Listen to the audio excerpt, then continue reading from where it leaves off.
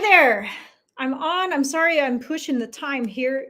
I had to kennel the dogs because there are lots of people walking right now outside, and so they're barking quite a bit. So I kenneled them, and they're still barking from their kennel. So let me know when you're here, so I know who all is here, and that I'm not talking to myself.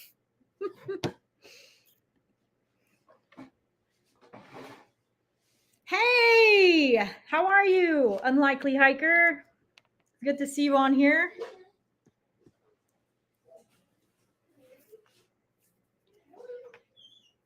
I need to watch your trip video still. It's in my queue to watch.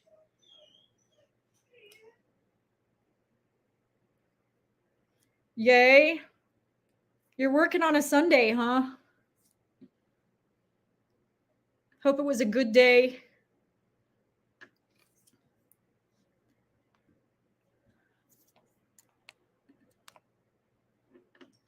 Hoping that the dogs will not bark the whole time that I'm on here.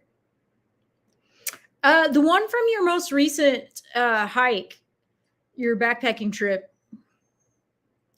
I don't remember where you just recently went.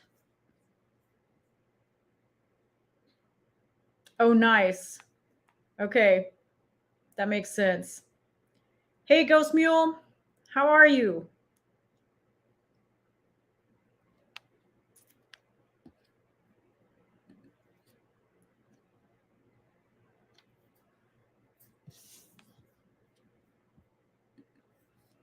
We'll give everybody a few minutes to get on here. Oh, gotcha. Okay. Cool. We're talking about Unlikely Hikers video. I'm getting behind on watching videos just because I was so like tunnel vision on getting the Colorado Trail Finish videos out. So I've got like a backlog of videos to watch.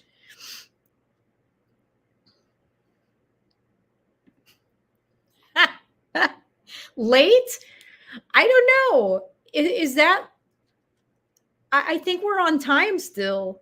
I mean, I didn't get on here until 6 o'clock, like right on the dot. So,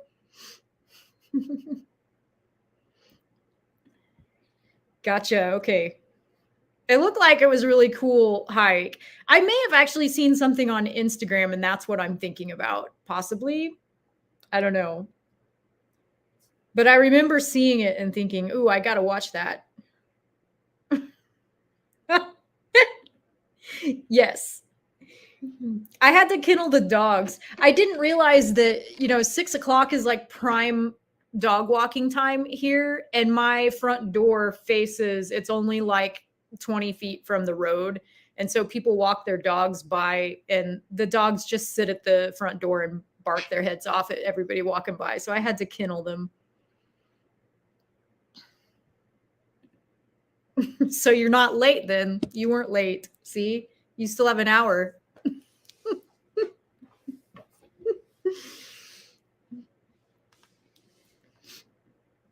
So, do you have any trips planned coming up, either of you? I don't know who else is on here, if anybody, but if anybody else is on here and has a trip planned, let me know what's going on. I myself do not have any trips planned as of right now. I've got to focus on making some money so I can do some more trips.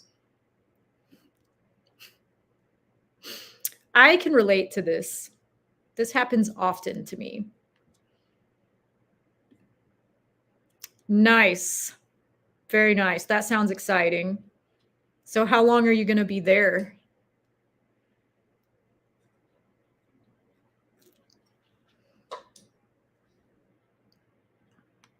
I'm hoping to get out and do some car camping trips when the weather cools off a little bit.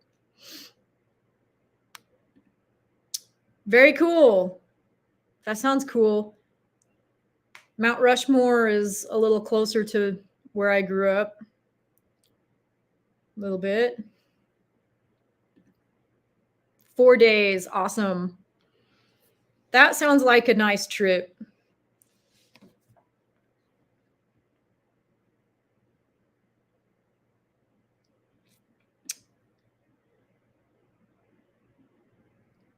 Miguel's Pizza. Yeah, I've never been to Red River Gorge. I need to put that on my list, I guess.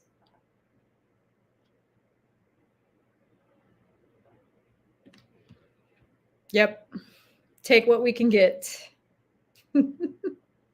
For sure.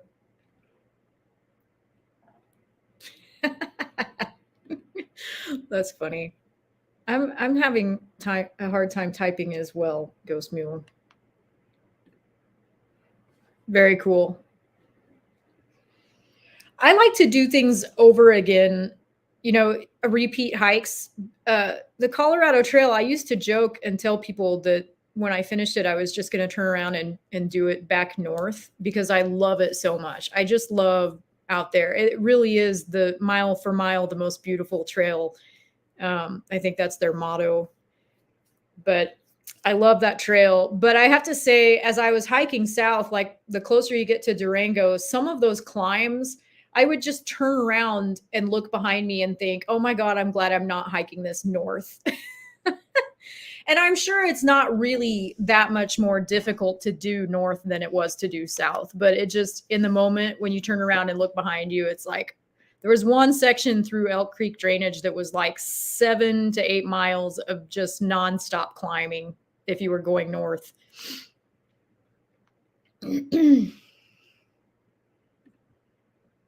Yeah. I just think there's something about getting to know a landscape. And I took me 7 years to do the CT, so I felt like I really developed a relationship with the landscape. I just love it. What kind of miles did I do? So with the dogs, I don't ever do anything over like 12 miles. Like 12 hours, 12 miles is kind of my max, my limit for the dogs, just because like they would keep going. They would go as long as I wanted them to go, but that's not really fair to them. And typically dogs, require a lot of sleep every day. And it takes a physical toll on them. So 12 miles with the dogs is usually my max, but I try to keep it at 10, around 10 with them. Without them, I did some crazy miles. The last 75 miles I did without the dogs. I did 18.9 miles one day. And I mean, I would scoff at the through hikers who do like 20, 25 miles a day. I'm like, okay, that's definitely not my style. And I kind of don't think it is. Like 18.9 miles is not my style either. I felt rushed doing that. But I had bad storms that last stretch, and I kind of got to a point where I just wanted to get off trail. So I did kind of pick up the pace a little bit because of the weather. And I know that Jerry Tangent Trails hit some bad weather too when he went out after me. So yeah, monsoon season hit late out there, so the storms were really coming in about that time. Oh yeah, you mentioning falling apart above 11K. I mean, if you watch my videos, I actually had somebody text me and say they were worried about because my breathing was so labored. I am like a mess at that altitude too, but I mean, I can still the downhills I'm fine on. I can like cruise down the downhills, but on the uphills, I'm falling apart on the uphills for sure at that altitude. What is your go-to comfort dinner? Well, so I'm not a foodie, and I haven't for the longest time. I haven't really put much thought into my backpacking food. I would just go to like Cabela. We have a Cabela's here in Lubbock that normally stocks it, or our local outdoor shop, Mountain Hideaway, carries some meals. And it's usually like Mountain House meals. So that's usually what I've always taken. And I've never put much thought into it. I just grab some meals and divide them up and go. But this year, because I had heard so much about Peak Refuel, I bought one Peak Refuel meal and brought it. And it was homestyle chicken and rice. And I ate it the day that we had a huge hailstorm and we all got really wet and it was cold, and we got the tent up, and like I just wanted something hot. So I made that Peak Refuel meal that night, and it was the best thing I've ever tasted as far as freeze-dried food goes. So that was definitely comfort food for me. Like it tasted like something I would make at home if I was sick or something. It was just so, it hit the spot. So I'm really kind of taken with Peak Refuel now. I'm definitely going to invest in more of their meals. I feel like they've got some good meals. I ate one here at home the other night. I ate one of their Indian meals, and it was good too. Like I really think I'm going to start buying more Peak Refuel meals. How did you manage the dogs, water, foot care, etc.? So the dogs, I don't know if you watched or saw some of my posts, but I did get off trail. My plan was to do all 111 miles at once with a resupply in the middle. And after 40 miles, Jaffe injured his paw. Like part of his paw pad was starting to peel. And so there was just a lot of loose scree and heavy rocks on that stretch. So after that 40 miles, I actually took the dogs off and finished it by myself. But it's part of my part of what I'm going to be seeking for the next season is reasonable dog booties, because I feel like, at least for my dogs, I feel like all the dog boots on the market are far too heavy and clunky.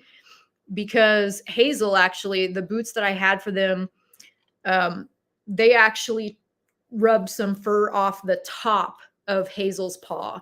And they're just too heavy. They're too heavy. They're too bulky. And dogs partially regulate their temperature through their paw pads.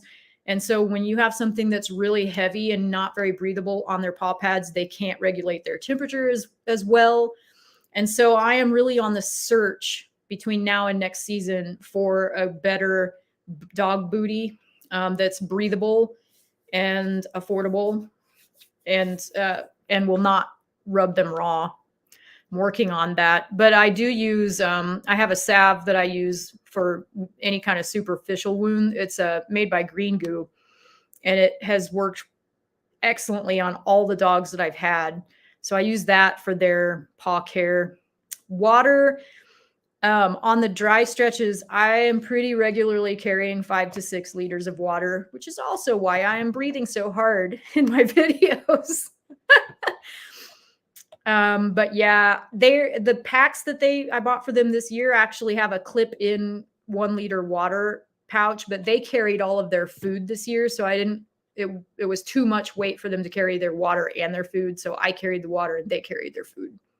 I hope that wasn't too much information. Yeah.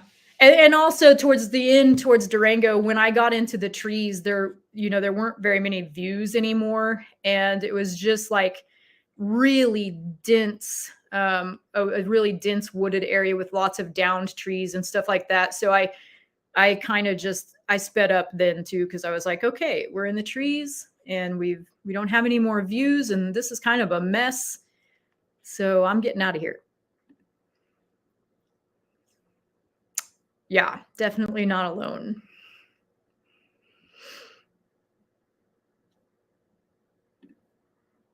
I'm definitely a fan now. Like I said, I've only had 2 of them. I've had the Indian one, and I've had the chicken style, home style chicken and rice.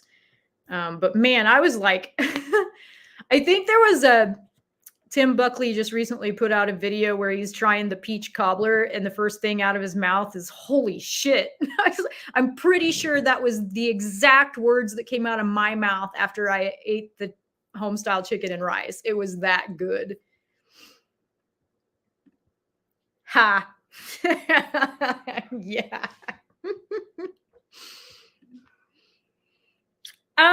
Okay, so this is interesting. I don't have any issues with blisters.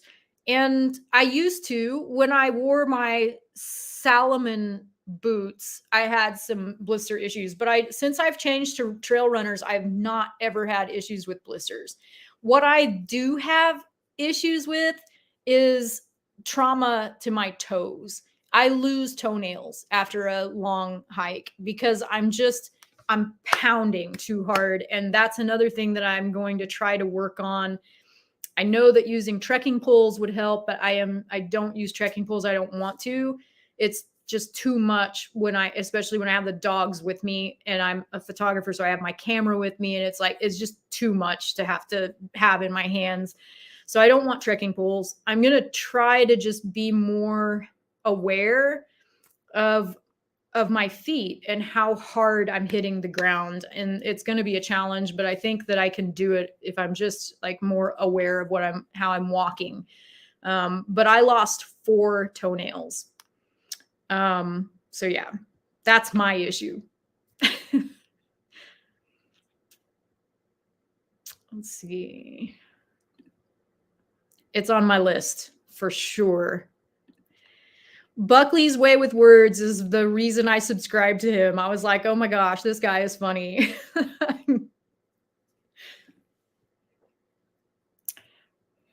How so? How so? I did use poles. My previous dog, Monty, when we backpacked together, when we first started backpacking together, I used poles with her, and I had to keep her leashed to me because she did not have good recall. And so she was leashed to me and I used poles and it was a struggle. So eventually I sort of just stopped using the poles. I still have them. I just hardly ever use them. It's just too much in my hands. Gotcha. Yeah, I agree. I struggled with that. I was like, I want things to be easy, especially on trail. It's like every little thing is more complicated. It's like 100 times more complicated when you're out there than it would be back home or anything. It's like 1,000 times more difficult out there. And so I just want things to be easy out there. And yeah, that's a lot. That would be a lot. I don't take a tripod, or at least I haven't yet. I may start bringing a tripod. I have the umbrella. This year it's interesting. Last year I could not get the umbrella to clip in to I have the Z-Packs Lotus and the clip system that comes with. Last season I had a heck of a time trying to get that to stay on. And as I would climb, it would dip down and I couldn't see up. And so I ended up getting kind of frustrated with the umbrella last season, but I had a different backpack then. This season I had the Durston Kakwa pack and it worked way better. Like I was able to clip it in there and have it hands-free and it did not get in my way on the climbs or anything. So I actually had a much better experience with that umbrella this year. Yes.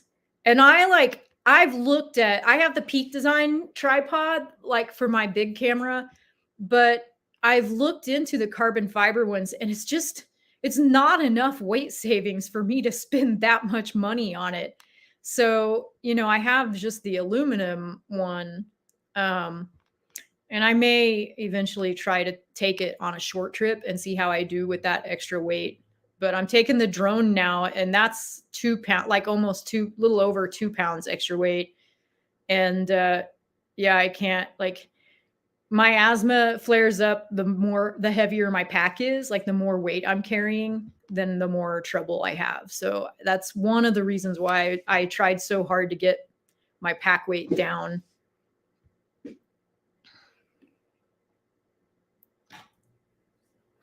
Oh, nice. Ultrapod Mini. Cool. I do have a tabletop tripod that would actually handle the weight of my Fuji. So I may do that too. It just doesn't go very high. It would have to be like, I could use it as a selfie stick too, which might be kind of cool, but it wouldn't stand very high if I wanted to do any serious like videos without sitting, I guess.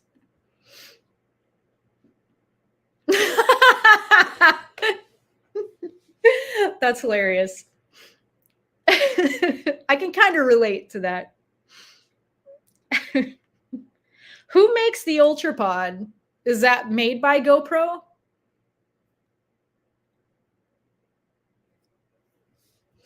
I have to tell you, talking about meltdowns, in the middle of that hailstorm. So I'm going to put out a video about what gear worked and what gear didn't work on this trip, because I had a lot of new gear this trip. And one of the new pieces of gear was the Sea to Summit Ultra Sil nylon poncho.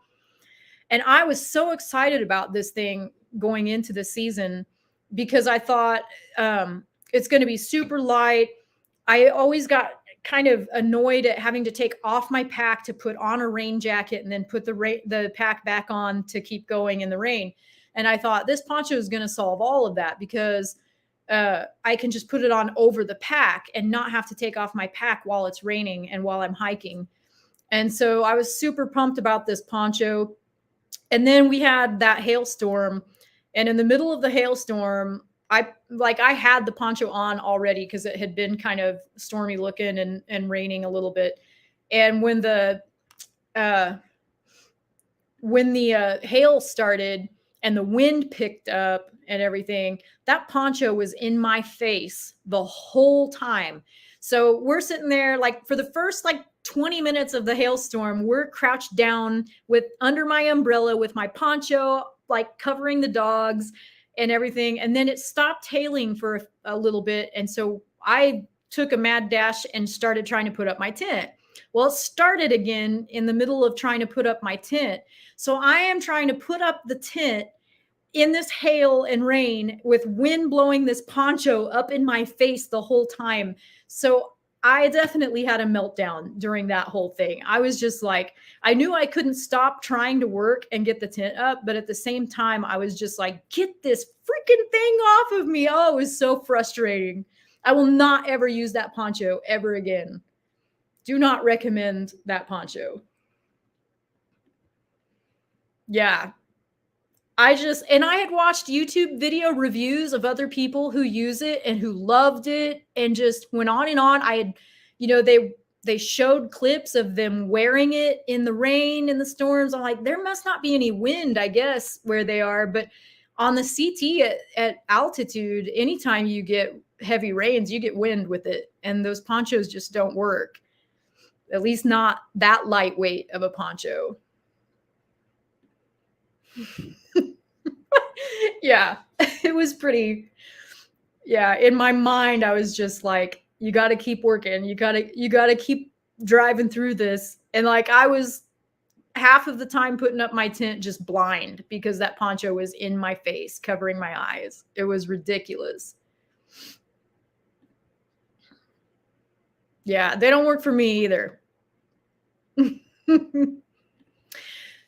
So this is when I got off trail to take the dogs off trail. I immediately bought a rain jacket. I bought the Montbell, what is it called? Versalite.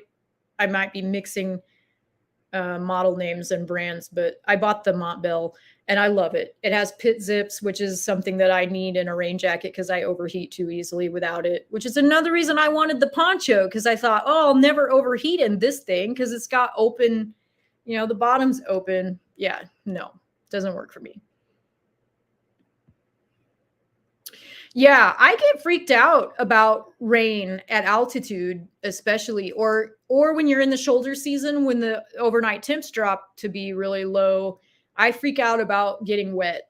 I'm not I don't like getting wet. I don't like the dogs to get wet either.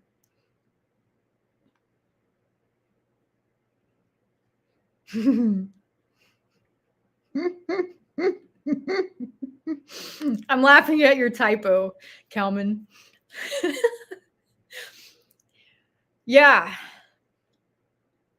While packing a wet tent away. Okay, you have to share that story. I need details. I like meltdown details because I'm happy they happen to other people and not just me. It's really frustrating.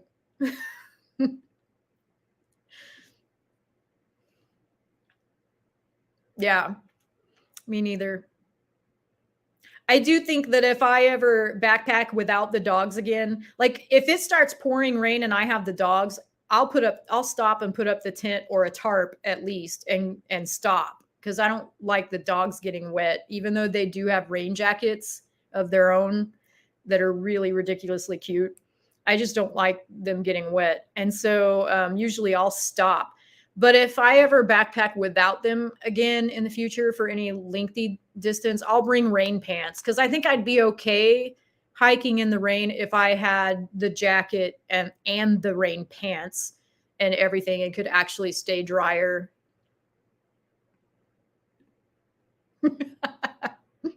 No, I almost clicked on that one to show, and then I thought, melatonin, what does that have to do with anything?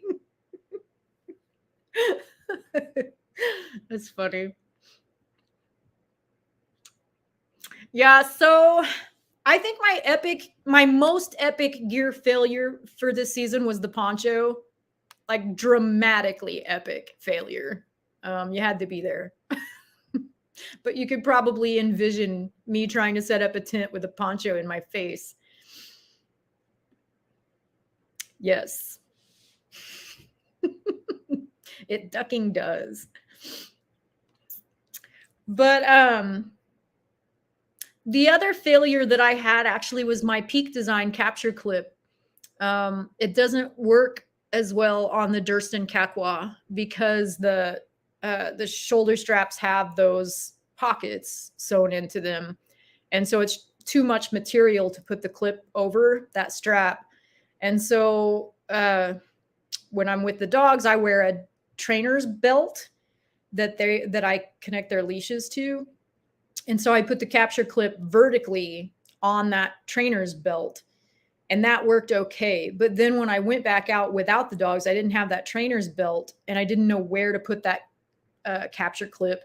And I ended up putting it way down low on the shoulder strap. Well, it was too low and it also pulled one side of my pack down because my camera's pretty heavy. So that was kind of a fail. And so if I keep the Kakwa, I'm going to have to figure out a different system for carrying my camera. And I did meet, I don't know if you guys follow Eric Hansen. He was the host of Backpacker TV for a while. He just, I think they're looking for a new host. He resigned. But I actually saw him on the trail. He was doing Durango to Molas Pass when I was doing Molas Pass to Durango. And he had one of those, is it made by Hyperlight? I think maybe. It's a camera pod is what it's called. And it clips onto your straps and it hangs over your chest. And so I might look into that, but also like, again, asthmatic, if I have anything heavy sitting on my chest, it's no good. I can't do that. So that might not work either. So I'm investigating different ways to carry my camera.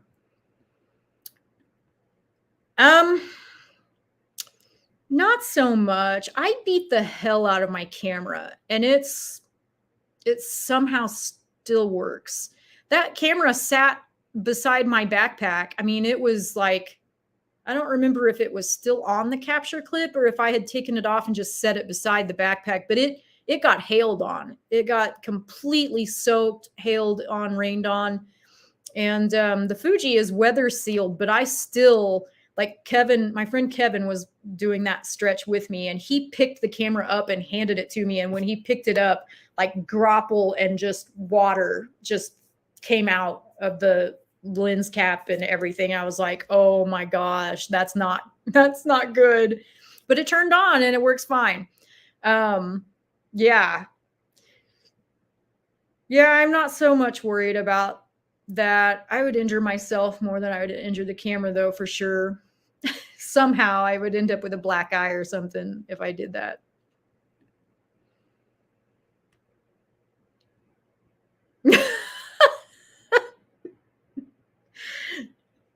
Did you end up with coffee in your lap? I thought that was Hot Pants' thing.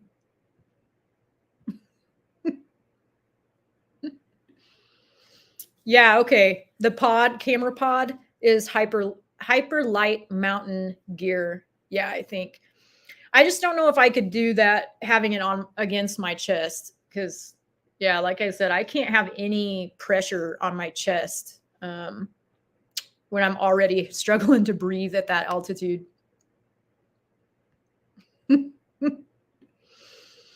What gear really shined? Okay, I'm gonna be in the fangirl club, but the Durston X Mid Pro 2 is definitely like it stole the show.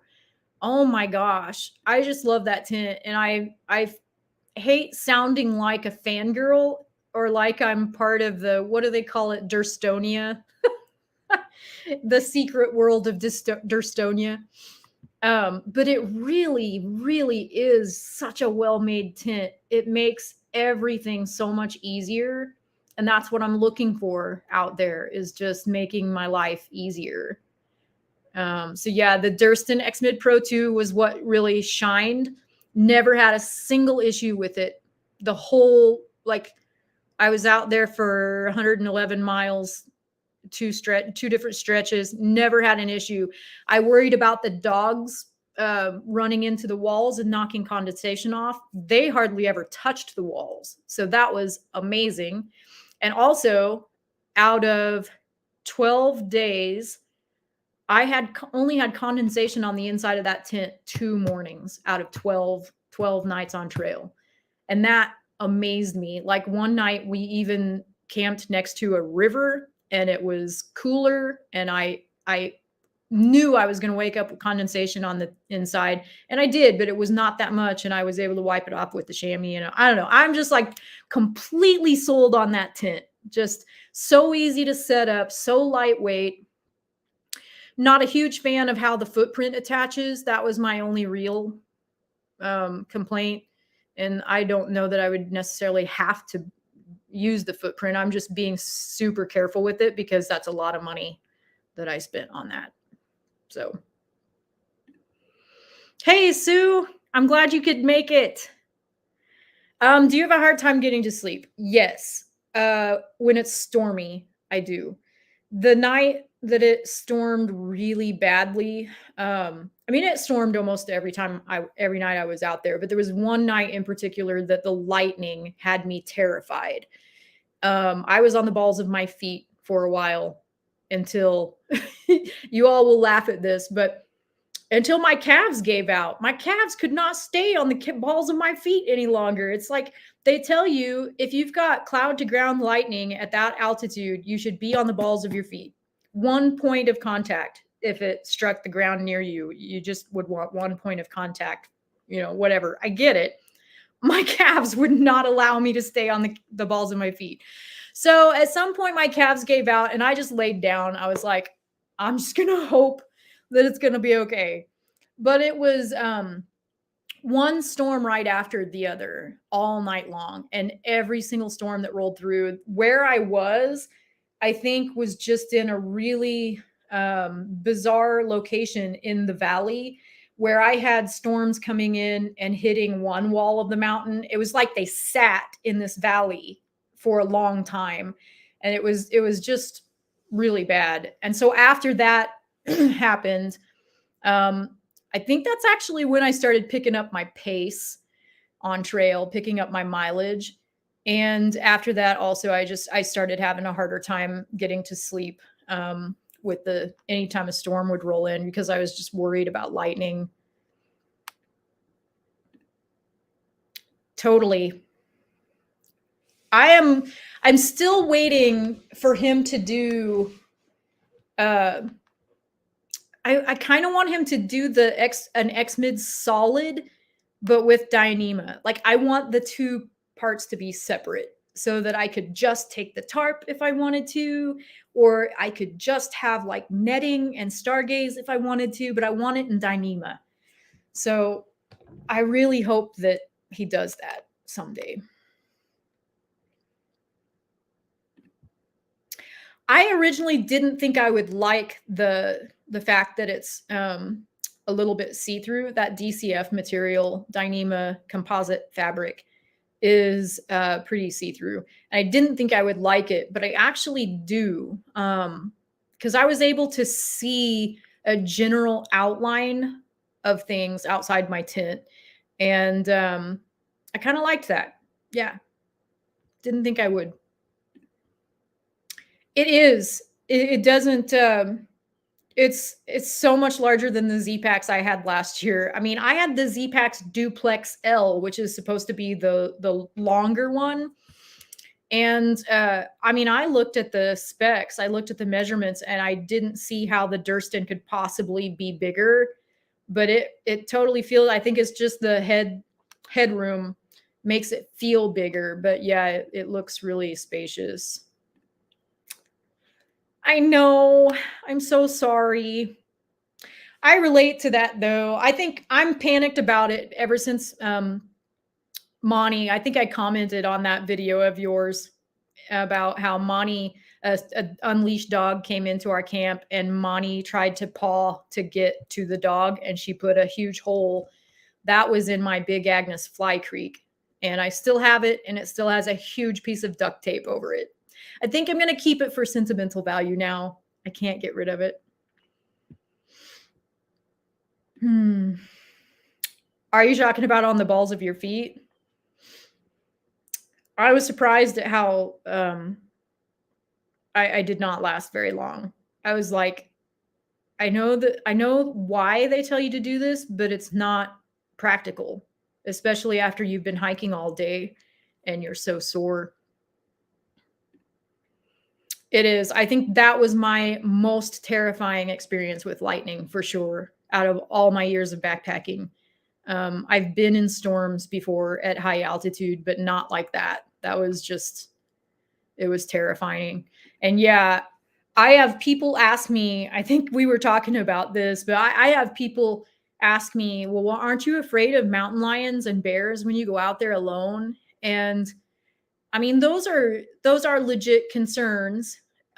Those are fairly predictable concerns. Whereas I feel like the storms are just so unpredictable. Mountain weather is so unpredictable. And I will say, I'm really interested in taking some classes about how to better predict mountain weather. I know that there are some classes out there. I know there are some books out there about it. But that is definitely something that I would like to learn more about. Just what to watch for and how the patterns move, like what causes the patterns to move in certain ways in the mountains, because it's just different. It's very different than our weather, normal weather. Okay, that would freak me out, I gotta say. that might not be something I want to see through my DCF fabric. Oh my gosh. Yeah, that'd be a little bit scary. There was one night that I was on trail that there were a couple of girls that were not even a 10th of a mile south of me. And I passed them the next morning as I was leaving, and they told me that they had a bear in their camp and that it was swatting at their bear cans. And, you know, sometimes on trail, there just isn't an opportunity to put your bear can as far away from your tent as you're supposed to. And this was one of them, because I mean, there was a huge waterfall on one side of the trail, and then where they were set up, it was like a little tent site and then like a drop off on the other side. So sometimes it's just not possible to get your bear can as far away as it needs to be. And so their bear can was pretty close to their tent, and they had a bear, and they said that they were both just like sitting there quiet, shaking in their tent until it left. But she said they had scratches in the lids of their bear canisters. And I was thinking, I did not hear any of this, and I'm glad I didn't.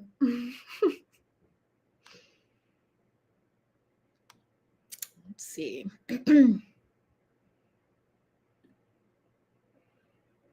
I didn't think about that. I might consider it. I might consider it just to sell it. Although I am serious about it being sentimental. It's like, because I don't have money anymore. And it's like, that's a memory for me and of backpacking with Monty. I mean, I was kind of pissed off at the backpacker whose loose dog caused the issue, but it's still it's a memory. Yeah. Moose are something like you don't want to piss off a moose, and they do not like dogs. They will charge a dog with in nothing as soon as they see a dog. If they feel threatened at all, they'll charge. So yeah, moose kind of scare me too. I haven't encountered any moose up close. We saw moose way off in the distance on the CT, but not up close.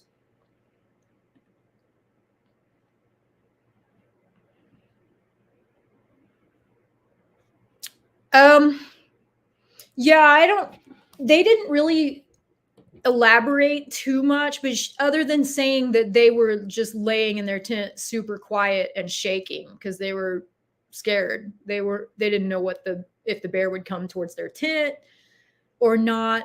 But in Colorado, black bears are still pretty fearful of people, at least in the back country. In the front country, it's a different story because they get used to people's garbage and popular campsites, people leaving trash and stuff like that. But in the back country, generally speaking, if a black bear sees a person, it's going to run off. It doesn't want anything to do with people. For now, I anticipate that that's going to change probably in the future because more and more people are hiking the CT. And I will say that I encountered multiple through hikers that were not practicing really good food storage. And like I witnessed hikers dump food out on the ground, and I'm just sitting there, what are you doing? But yeah, but right now anyway, the black bears in the backcountry are pretty afraid of people. So you could probably step out of your tent in a situation like this. Not that I would do it, but you could probably step outside of your tent and say, hey, what are you doing? And the bear would just take off running. But yeah, they know what bear canisters and bear bags are. So if they see them, it's like they make a beeline for it. They know exactly what they are. Yeah, exactly. They're very smart. They learn very quickly. Bison are an issue here in West Texas. Like, well, I wouldn't say issue. People are the issue. But one of the canyons here, a couple of hours that I camp in a lot, they have the Texas state bison herd, and they roam freely in the park, and they will come right into your camp. And so several times when I've been camping there, they'll come into the camp. I actually have a video of one coming right into camp. Actually, a couple were coming into camp, and I was surprised at how well the dogs did. And we were actually eating dinner at the time, and I turned around, and right there it was coming into camp, and I was like, okay, we need to leave. So I grabbed the dogs and we went out to the parking lot. But yeah, probably so. I think so. I still have my tiger wall too. I have because I tend to keep gear in case friends who don't have the gear want to come with me. That used to happen more than it does now, but I used to keep old gear just so friends could have something to use if they wanted to, go out with me and not have to spend a fortune on gear. Yes, absolutely.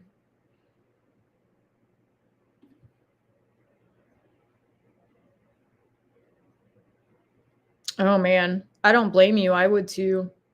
I skipped a campsite on the CT once a few years ago because somebody thought they were being nice and leaving food for a future hiker. They had just left it on a tree stump in the campsite. And I walked in and I saw that, and I'm like, we are not camping here because I don't know how long that food has been sitting there or what animals know that it's there.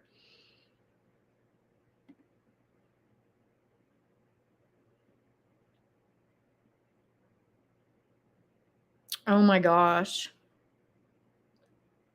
See, it's like 9 times out of 10 or 10 times out of 10, it's like it's humans that create the issues. We create the issues, and then And then we wonder why the animals act the way they do. It's just...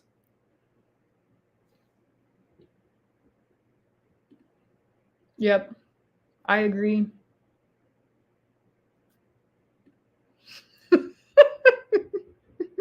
I'm just envisioning this.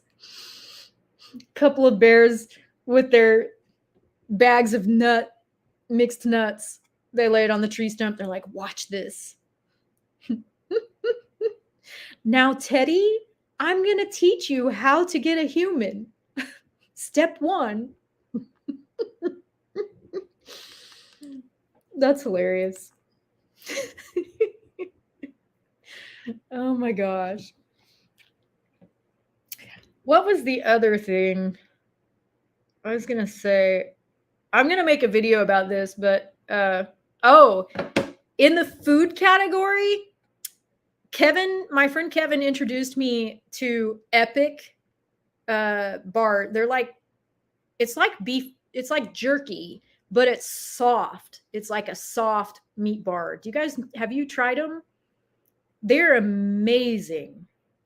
So I'm hooked on those as well. There's like a bison and cranberry one, and there is a bacon and apple one.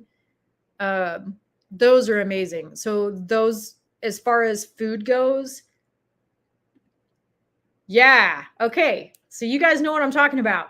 I had no idea. See, I told you I've not gotten into food. Like, I'm not a foodie at all. But yeah, so I'm adding those to my list too. Peak Refuel and Epic are my 2 big food additions that just were home runs on this trip. I absolutely loved them. The cool thing about Peak Refuel is there are a lot of grams of protein usually in each meal. I think the Indian dish didn't have as many. That's why I ate it at home instead of saving it for the trail next trip. But usually there's like 40 grams of protein, which is higher than a lot of other freeze-dried meals. And the Epic bars, I want to say, have 6 to 8 grams of protein. So they're pretty good. What else? I already talked about the poncho. Sleeping pads. My Thermarest has been, my tried and true sleeping pad, but this season I was starting to get really annoyed at my elbows touching the floor in the tent and then getting cold. And so it wasn't as bad when I have the dogs with me. I have the little 1/8-inch foam pad on the tent floor for them, and that's under my sleeping pad. So when I use that and my elbows hit the ground, like, they hit that foam pad and it's fine. But when I didn't have the dogs, I didn't take that foam pad and my elbows got cold. So I'm looking for I want a wide sleeping pad. And so I kind of have my eye on the new Nemo Tensor. It's supposed to come out next month, I think. And it's got I also tend to sleep cold. I'm cold by nature. And that Nemo Tensor Extreme, I think they call it, is like an 8.5 R rating, which is higher than the Thermarest X-Therm that I have now. I have the old version of the X-Therm. But I've heard, so some of you might have the current Nemo Tensor, and I'm curious, have you had issues with it leaking? Because I keep seeing comments about people not going to upgrade to the new one until they increase the denier of fabric that they're using or something because of leaks.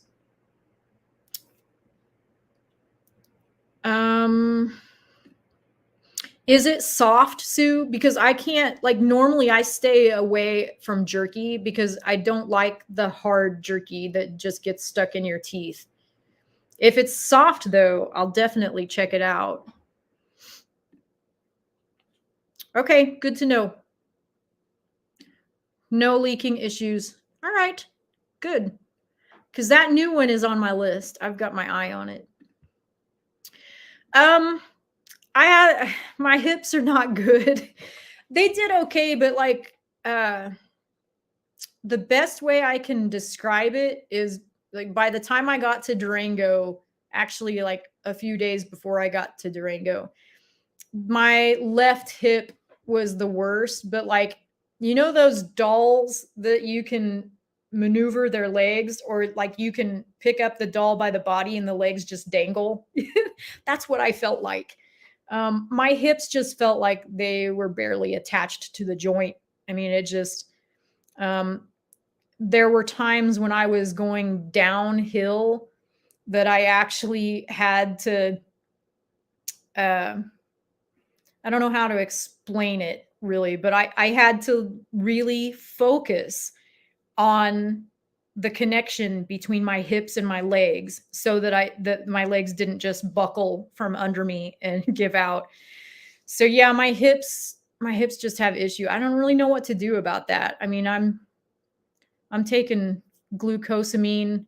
Sue, if you have any suggestions about um how to doctor up my hips, I would gladly take it. I'm not really sure. I just kind of assume that it's something that is going to happen. But too long. Okay. I think you can get just a wide, right? Because I don't want the long either. The dogs will just end up sleeping on the bottom of it. I'm short, so I don't necessarily want something that the dogs can get on. Um, So I'd probably just get a regular, but I do want a wide because I want my elbows on the pad, I think.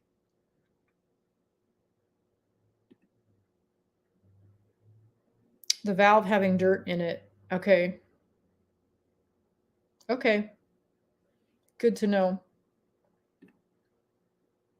Yeah, I do. Just maybe not enough. Probably not enough. I try to do stretches before I go to sleep. When I'm laying on my sleeping pad at night before I go to sleep, I try to do stretches every night. But generally speaking, I don't probably do enough. I don't probably do them long enough. And that's really the only time I do it. So I'm probably not doing it enough.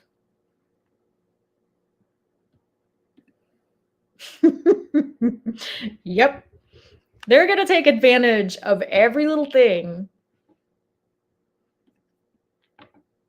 Wide regular. Okay. That's what I want, I think.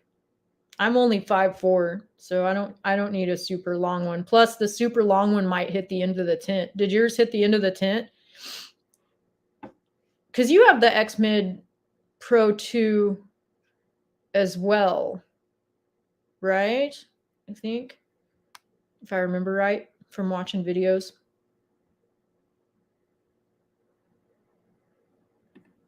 Okay, cool. We both live in Durstopia. What did they call it? I can't remember what they call it now. Durstonia, I think. The mythical land of Durstonia. Someone had, maybe you guys saw it. Durston posted a photo that someone else he shared a photo that somebody else had taken. There were like half a dozen Durston tents in one area, and somebody commented that it was the mythical land of Durstonia, and I just about spit out my tea laughing. Okay.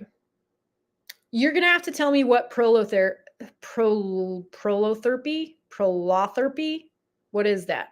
I'm butchering the pronunciation, I'm sure.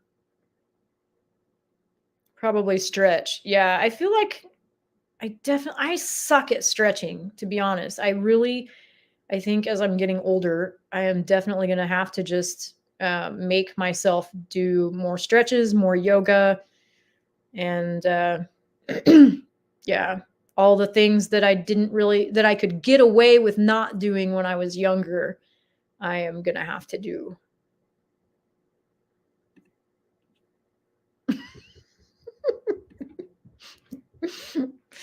Yeah, I thought yours was the solid, which also looks like a fantastic tint, honestly. I almost got that instead of the Pro, but I really wanted to cut the weight.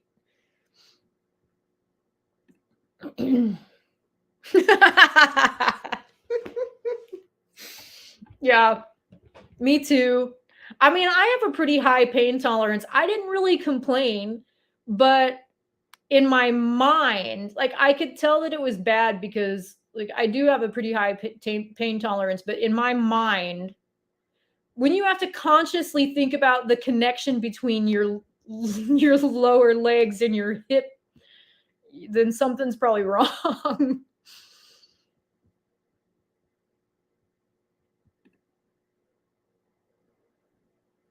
The solid. Okay. Gotcha. Okay. Cool. I still keep like everything about the Durstons that I hear is good, except for the X Mid Pro 1. I keep seeing negative comments about the Pro 1 just not being enough room in wind. And I don't know if any of you follow Marmalade Outdoors. He's been segment hiking the PCT and he finished it this season. He had the Pro 1 for a while and he had it in a pretty significant wind on trail. And the walls, like it did look pretty narrow. The walls were just like on him in the wind. And I just think that it's not maybe not enough room. Of course, I got the 2 because I knew I would need that extra space for the 2 dogs and me. And I think it's perfect.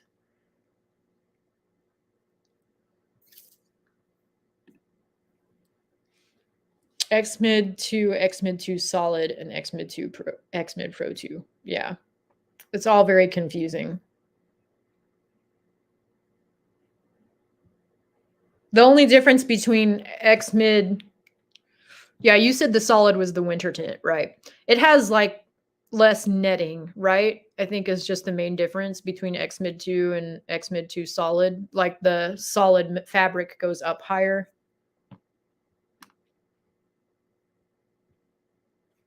Yeah. To be honest with you, I feel like it's actually too big for me and 2 dogs.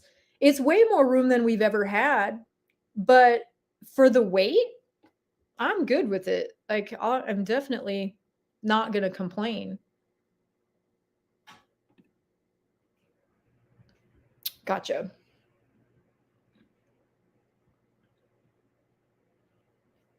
Yeah, what else? Tent stakes. So tell me what tent stakes you all use. Are you using groundhogs? Cuz I have used shepherd hooks for years. But now that I have a trekking pole tent where stakes are really important, my shepherd hooks aren't going to cut it. And so I ended up switching out to my mini groundhogs part of the way through this trip. But yeah, okay. That's what I am starting to use now. I had been looking at like I'm not going to remember who makes them. They're basically nails, but they're carbon fiber. And my dad looked at him and he was like, those are going to bust in no time. The caps are going to bust. But there's some of them that are getting pretty good reputation, have a pretty good reputation. So groundhogs. Sorry, I couldn't resist. I read that initially as Mrs. Groundhogs. Yes, Easton. Well, there's several companies that make something very similar to the Easton, but I like At Steaks. Is that a brand? Backpackers Light, whatever that podcast is. They just did a review of them. And they rated them pretty highly. I kind of, I always take everybody else's gear reviews kind of with a grain of salt because everybody's experience is different. But Backpacking Light does put a lot of like science into their research. So I tend to pay more attention to him when he posts things. Like I'm not a member, so I don't get all the behind the scenes stuff. But yeah, I don't know. The Hydro Pack worked really well as my dirty water bag. I loved that. I worried about that being too big for the shallow water sources. I didn't have any problem. I mean, I just didn't fill it as it did. It didn't fill completely full in the shallow water sources, but I still didn't have any problem using it. Okay, thanks for joining us. Have a good dinner and have a good night.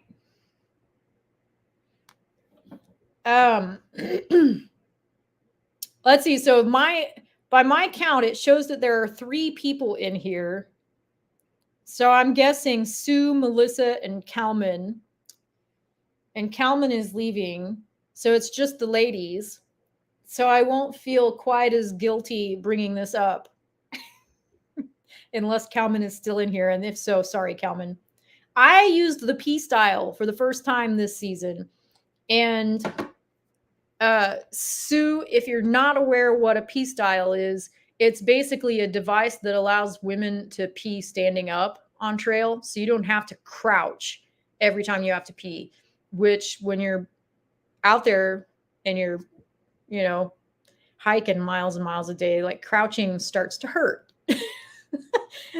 Again, it's just a situation of really wanting to make things easy on trail and not have to, complicate things. But anyway, so I bought a P style.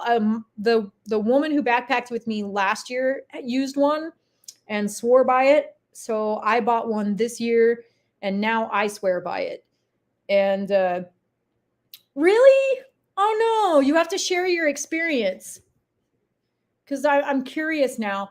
It is challenging to get used to it at first. Like I felt like I had to press it up against me pretty hard or it leaked. Ah, yes. That happened to me once. And so I had to start controlling after that. But I think the reason why I like it is because you can also use it to wipe, which means I don't have to take my pee rag anymore or use toilet paper for that, whatever. You can use the edge of that pee style to wipe. And I loved that aspect of it. And so there were times though on this last trail where I had to crouch anyway. And so there were times where I didn't actually use the pee style to pee, but I would use it to wipe. Yeah, but there were times where I had to crouch anyway because we were so high, there weren't any trees to go behind. And like you had to basically crouch behind a shrub, basically a willow shrub or something. So yeah, I found that to be easier. The one less thing to have to carry with you when you go to pee. Yeah.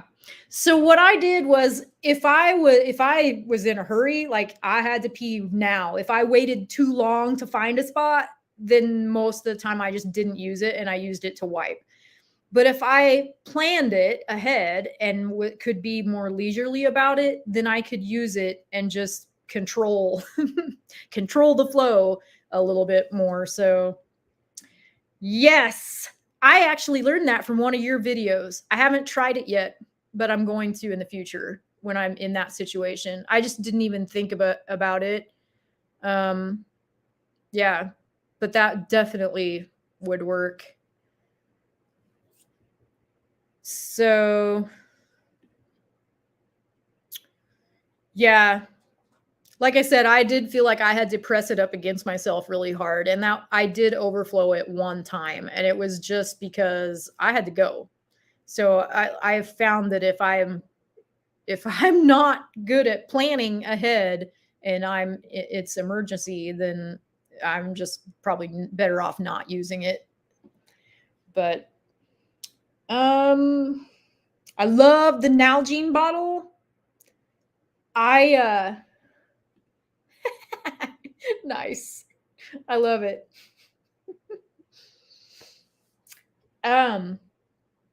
I switched in the past. I've used collapsible vapor water bottles for my drinking water, clean water. And this year I switched to the lightest weight Nalgene. And I loved that because the wide mouth, it was so easy to mix electrolytes in it and to fill it and to drink out of. The only issue I had was because it was a wide mouth, sometimes I would end up dumping it on myself. Like trying to drink and hike down the trail, and it's like, oh, okay, because the opening is so big. But overall, I love that bottle. It's heavier than what I've taken in the past, but it's more durable and just easier, I think. So I liked that. The dogs' backpacks were a mix. They weren't a failure, but they also weren't as successful as I wanted them to be.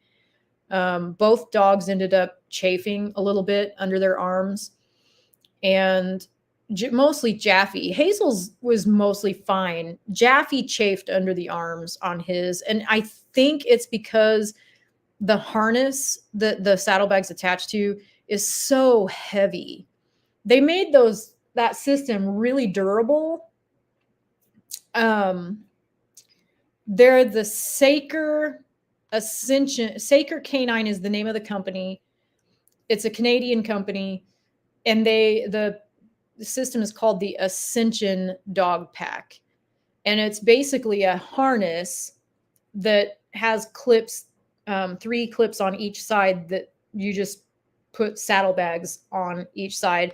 The system is amazing. Like it makes everything so much easier. When we take packs off breaks, I can just slide the clips out of each saddlebag and remove the saddlebags, but leave the harness on. I loved everything about it, but I think it's just too heavy for my dogs. The harness alone, I want to say, was like 2 pounds or something like that. I mean, it uses the Cobra style buckles, which is fine. I love that. That's kind of what drew me to it. But the nylon straps are really heavy. Everything about it was just heavy. And I think that's why it chafed Jaffe, because Jaffe's never chafed. And like we used the Mountain Smith packs before. Those never chafed Jaffe at all. So I'm on the fence about the Saker packs. We'll use them for shorter hikes still for sure, because like I said, I love the system. That's the system that also has the 1 liter water bags that clip into the saddlebags. It's a brilliant system. And the 1 liter water bags have like a spout that unfolds that the water pours into and dogs can drink out of. It's brilliant, but it's just too heavy. So I'm still looking for the perfect dog boots and perfect dog packs. It's just hard. Yeah. The Mountain Smiths did really well for us, but Hazel outgrew hers, and she's such a awkward size that the next size up in the Mountain Smiths didn't fit her well. It was too big. Because I had Jaffe's was the next size up, and I tried it on her and it just didn't fit right. So that's what started my search for another brand. But maybe I'll just move Jaffe back to the Mountain Smith and leave Hazel in the Saker. I don't know. We're gonna figure that out though. I don't feel like we have that dialed in yet. The water or the bottle, Sue? I use a filter to clean my water to drink. For the bottle, I mean, ordinarily I'll just use Dawn dish soap, because the bottle has clean water in it. I'm not putting dirty water in that bottle. So I'm just going to wash it with Dawn dish soap and it'll be okay. Now my dirty water bags, I will clean with apple cider vinegar or baking soda or lemon juice, or there's a number of ways you can clean water bottles. But yeah, so I use a water filter. It's a hollow fiber water filter. It's called, the one that I use specifically is called the Catadine Bee Free. And the water bladder, the dirty water bag that I used, has a 42 millimeter threaded cap that fits that filter. And so, so you'd put the filter, you'd fill the water bag full of dirty water or creek water or stream water, whatever, put the filter cap on, and then squeeze the water through that hollow fiber filter into a clean water bottle. And that's all I use, unless it's like really dirty. There were stretches farther north on the CT where obviously cows had been. Um, and in those cases, I might be tempted to use tablets and filter it. But generally speaking, especially when you're higher up and it's a clean, fast flowing source, you don't need to use tablets. A filter is just fine.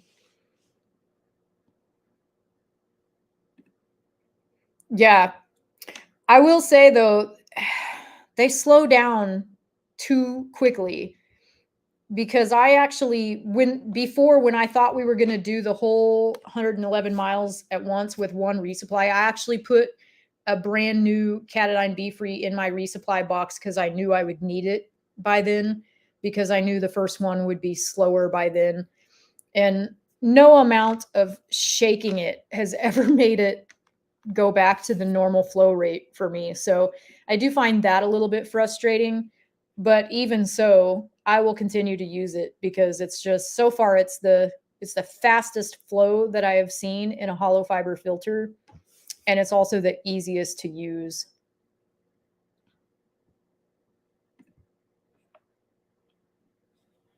Oh yeah. Yeah. In fact, I do that. I don't necessarily bathe, but I have gone swimming in water sources on the trail before. It's actually one of my favorite things to do. Yeah. That's most often what I use just because I usually have vinegar on hand. The rest of this stuff, and I usually have baking soda too, but I hardly ever have lemon juice. So, yeah, me too. I also like that there aren't two sides that you've got to either put a cap on or put it in a bag or it will leak all over the place. That's why I don't like the Sawyer squeeze as much. I have looked at the Hydro Blue a little bit, but I just honestly, other than the fact that the flow slows down after a while, I like the Be Free.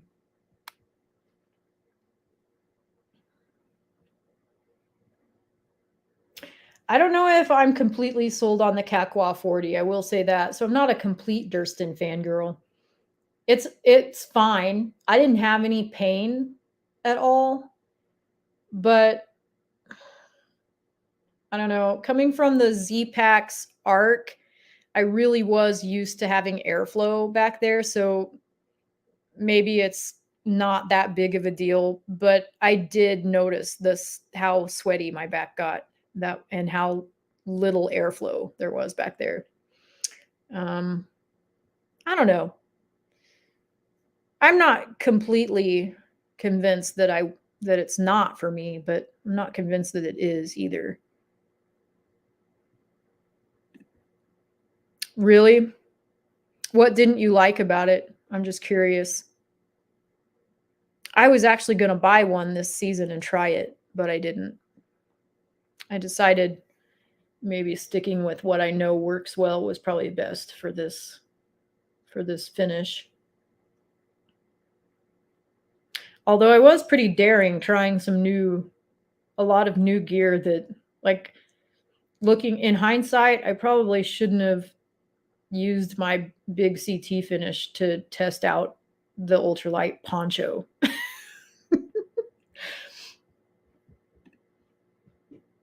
Okay. Yeah, see, I'm spoiled now from the Catadine. I'm spoiled with that fast water flow. Okay. I hated the Sawyer Mini. I got it a long time ago. I subscribed to the Cairn box. Um, they changed it and raised the price quite a few years ago, and I stopped doing it. But when they first started that Cairn box, it was actually kind of cool, and I did it. And there was a Sawyer Mini in one of those boxes, and so I tried it a few times, and I hated it. I actually, after trying it, I was like, I don't know how anybody uses this thing without cussing at it. Yeah, I really liked the food bag. Now, if I was in an area where bears were more of a problem, I would just bring a canister. But I felt pretty comfortable using a bear bag where I was. So really like that. That company, the same company that made that bear bag, makes other kinds of bags that I also want to get. They make a, this is like luxury items, right? Like, I don't need this, but it's cool. They make a bag, a battery bag, where one side is red and one side is green or something like that. And you put your used batteries. You could use it for SD cards too, camera cards. You where you use the put the used ones in one side and the good ones or the clean ones in the other side to keep them separated. I mean, I just use Ziploc pill pouches for that right now, but it would be kind of nice to have the separated bags. Yeah, Hilltop Packs is what is the company that makes them. I absolutely love them. They do. I've seen videos of them, their new ground sheet that you can customize now, and I thought that would be really cool. And I actually am kind of interested in getting one and customizing it just to put like, you know, if you a lot of times when I'm in the tent, um, I'd like to have like a little doormat or something because I track dirt in the tent all the time. And when I sat in the door of my tent and flew the drone, I would land the drone right in front of the tent. And of course, the propellers would like fling dirt in the tent, whatever. I think I would like to have one of those as like a drone landing pad and a like a foot doormat, maybe a little place to eat snacks when you're just taking a break on the trail or whatever. The only fear I have is that the wind would just take it and blow off with it. And I wondered if they have grommets in it that maybe you could stick a couple of stakes in it or something to keep it down.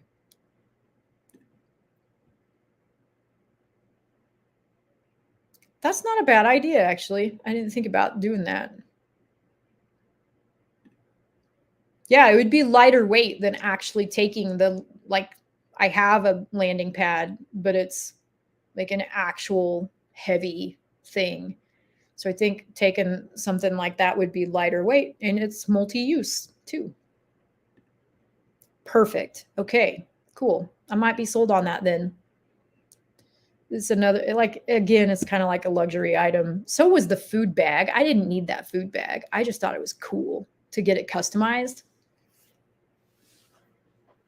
Sometimes you just have to have fun. What else? I'm trying to think. I think I touched on all the things. Really, the poncho was the biggest, most epic fail.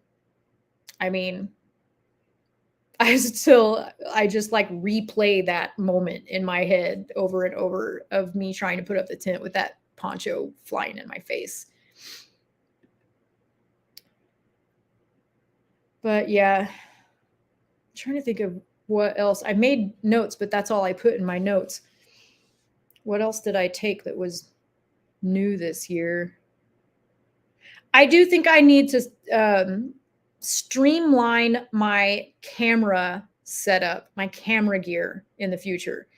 Because if I'm going to do the YouTube channel more seriously and really focus on getting quality footage and all of that, I just have too many cameras. Like I had 3 cameras. I had my Fuji, well, 4 if you count the drone. I had my Fuji, I had the DJI Pocket 2, and I had my Insta360. And I only took the Pocket 2 out one time, and I ended up not liking the footage that came out of it. And so, and it's just too much. It's too much. So I'm trying to figure out how to streamline my camera setup. Definitely taking the Fuji, obviously, because I mean, that's what I take my still photos with.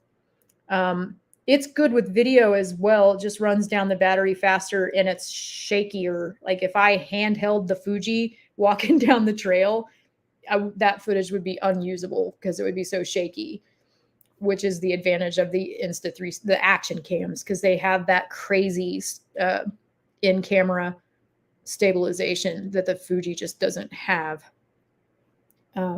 Anyway, but that's going to take some real, I think, just research and experimentation.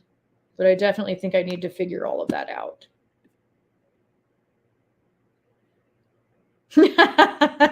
Nice. I've been hearing a lot about people's favorite privies, and I don't know, I don't understand that because none of the trails I hike have privies. Trees, I could get one printed with my favorite tree to stand behind, I guess.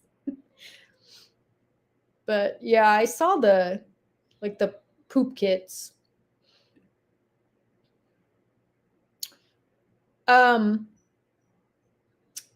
What kept me going the most? I was sorry I didn't have more peak refuel meals on the second trip. I brought one on the first half of the trip, and I really loved it. And I'm glad that I ate it on the night of the hailstorm because that was just a perfect night to eat like a really good meal. I was sorry that I didn't have more of those. So, yeah, that and the Epic bars. I mean, there were times when if I was really tired and if I'm really tired, I start tripping over things and hitting rocks with my feet. And so usually when I start doing that, I know that I need to stop and just eat a snack or something. And those Epic bars were amazing snacks. Just really, they tasted good, lots of good protein. So good refueling, temporary refueling. The only Epic bar that I didn't like was the barbecue chicken. I felt like that was a little dry. But my favorites were the bison and cranberry and the bacon and apple. Those are my two favorites. Yeah. Yeah, the biggest giveaway that I have reached that point is when I start hitting rocks with my feet. If I can't pick up my feet going down the trail, then I know it's time to stop and eat something and refuel. But towards the end of the trail, I was hitting rocks anyway. So I was just tired. Like at some point, there's really not much you can do without just getting off trail and taking a break.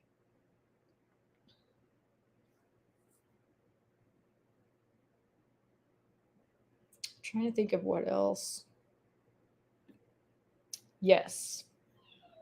And hiker hunger is very real because I would say probably for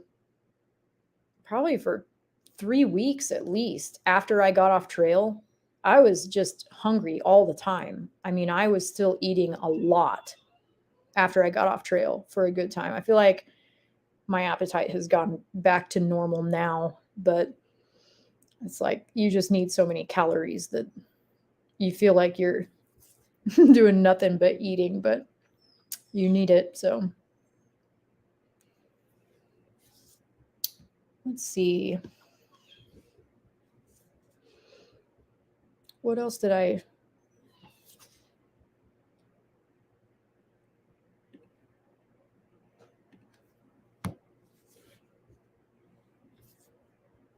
Ice cream too was something else that I thought about a lot. I don't know what it is about cheeseburgers, ice cream, and beer when I'm out backpacking.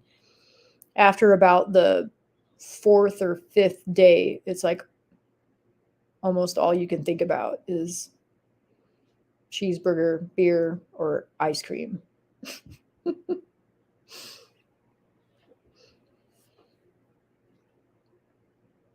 Trying to think of anything else that was just epic fail or epic success.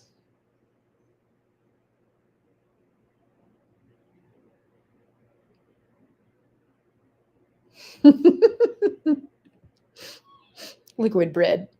Pretty much. I like that. Yep. Yeah. I'm going to use that, Sue. I like that. Liquid bread. Do you guys have any other questions? I can't really think of anything else that off the top of my head that really stands out as something I would not do again or something that I would do again. I need to find new shoes because unfortunately Ultra discontinued my favorite backpacking shoe. And that's going to be, I just dread that. I dread finding new shoes. Partially because I am of the camp that I don't like the high stack height. My current shoes have a stack height of 16 milliliters, and I cannot find another shoe that has 16 millimeters stack height and is a wide toe box and is zero drop. So if anybody has any suggestions, somebody suggested Topo Athletic, so I'm definitely going to look into that. Yeah, I don't know. I'm sad that they discontinued my shoe, and everything else seems to be just like so much padding that I can't feel the ground under me. I have to feel the ground under my feet. Otherwise, I'm going to be tripping over myself more than I already do. I am a solitary hiker. I love being by myself or with really good people. I enjoyed backpacking with my friend Kevin. And the two, I hiked with 3 people for a decent amount of time. One decided that she needed to get off trail early, and so she took off and finished early. So then I started hiking with these 2 off and on. And yeah, I enjoyed it. After I think 5 nights of camping pretty much by myself. I mean, I had other people like within a 10th of a mile either direction of me, but not in my campsite with me. On that last night, I camped with DJ and Cindy, and there were other people in that spot too. It was just a big spot. There were like 5 tents, I think, there. And partially because it really was the only place to camp. We were down in the trees at that point, and it was really the last place to camp before the last big climb up out of the canyon and then to the trail, to the parking lot. So there were quite a few people camped there. I enjoyed camping with DJ and Cindy after hiking with them, and just we had dinner together and just talked, and yeah, so I really enjoyed that. But I also I'm good with being on my own as well. I'm pretty introverted, so I wear ultras, and the type is a King MT2. And there are just so many reasons I love that shoe, and I cannot find it in any other. I can't find anything that's even remotely close to it in any other brand yet. It has really good grip. I don't find myself sliding on loose scree or anything. It's comfortable. I can feel the ground in it. There's not too much padding.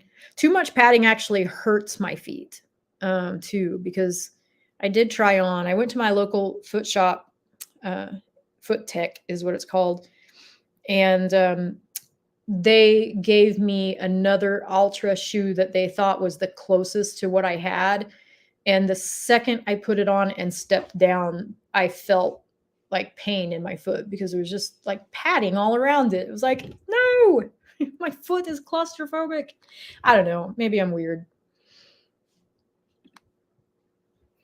I used to wear the Keen sandals. I've not tried any of their like actual trail shoes or boots or anything like that. I think I'm over the boot phase. I think I'm definitely looking for a trail runner. But I also dealt with plantar fasciitis.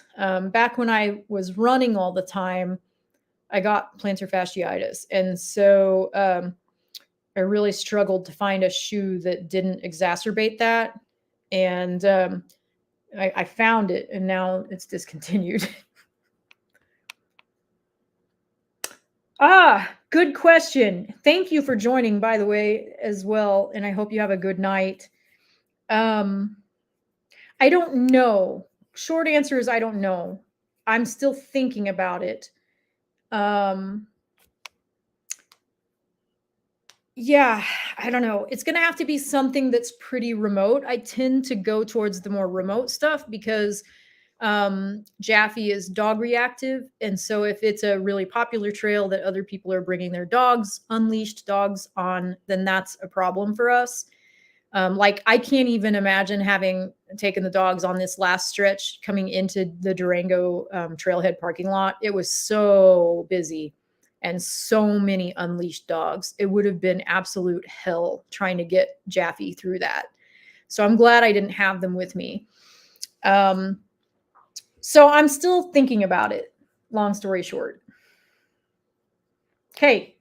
Good night, Melissa. Good night, Sue. I hope you guys have a wonderful night. Thank you guys so much for joining me on this live stream. And if you think of any other questions, let me know. I am going to do a video that's more structured and talk about what gear worked really well and what gear was an epic fail. So that will be out soon. Yeah. You're welcome. Thank you. I'm so glad people tune into these. So I'm not just sitting here twiddling my fingers and telling stories to myself. Cool. Thank you guys so much. Like I said, I hope you have a good night and hope to do another one of these soon in the near future.